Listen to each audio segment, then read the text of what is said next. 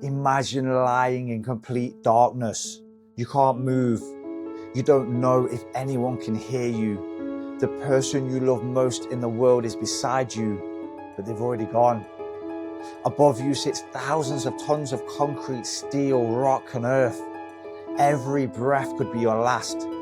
Would you keep fighting?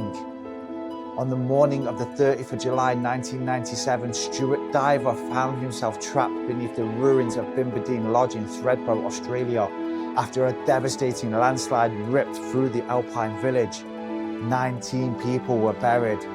Only one would come out alive. This isn't just a story about survival.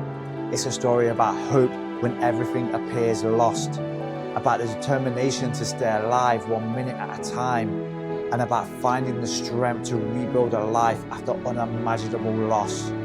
This is the story of Stuart Diver. Thredbo was quiet that winter morning. The ski season was in full swing and visitors filled the lodges that lined the mountainside. Without warning, the slope above gave way. Thousands of tons of earth and rock crashed downhill with incredible force. The landslide smashed into lodges, reducing them to twisted concrete and shattered timber in seconds. Inside one of those buildings was Stuart Diver and his wife Sally. They never had a chance to escape.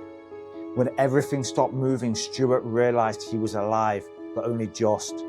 His body was pinned beneath slabs of concrete. He couldn't free himself. He was trapped deep beneath the rubble, surrounded by darkness. Beside him was Sally. She had not survived. Outside, rescuers faced an almost impossible task. Nobody knew whether anyone could still be alive beneath the mountain of debris. Hour after hour passed. The freezing mountain air crept through the wreckage. Water dripped into the tiny space where Stuart lay trapped. He couldn't stand. He couldn't turn over. He couldn't even stretch. His entire world had become a space barely large enough to breathe. Rescue teams worked around the clock. Every movement had to be carefully planned. Removing the wrong piece of rubble could bring the entire structure crashing down. Then came the breakthrough. Someone heard a voice. It was faint, but it was enough. From that moment on, rescuers knew someone was still alive. For nearly 65 hours, they dug, cut, and lifted debris by hand and with specialist equipment. The operation became one of Australia's most watched rescue efforts. Millions waited. No one knew if they would reach Stuart in time. Finally, after almost 3 days beneath the rubble, rescuers reached him. Slowly, carefully, they lifted away the final pieces trapping his body.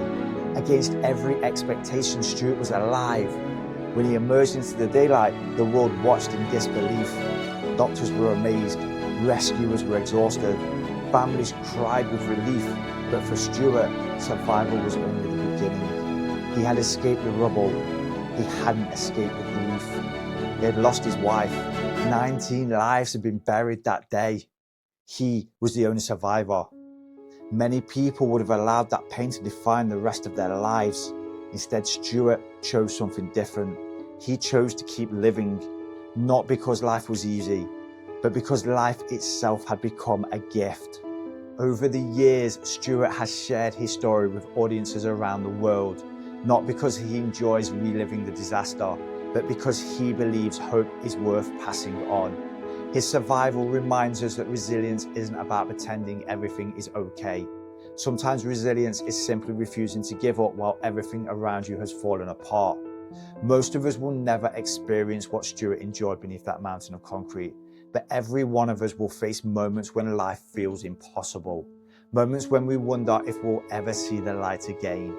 His story reminds us that even in our darkest hours, hope can survive. Sometimes rescue takes longer than we want.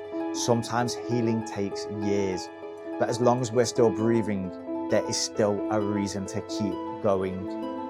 Stuart Diver's story isn't remembered because he survived 65 hours beneath the rubble.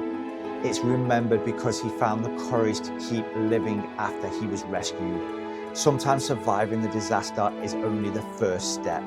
Learning to live again is the greater victory. If you enjoyed Stuart Diver's story, there are countless other examples of ordinary people achieving extraordinary things when life pushed them to the limit. Visit unleashyourstorm.com and explore the Whirlwinds collection, where you'll find real, verified stories of courage, resilience, determination, and survival from around the world. Because sometimes the inspiration you need isn't found in a motivational quote. It's found in the true story of someone who refused to give up. And their story might just help you keep going through your own storm.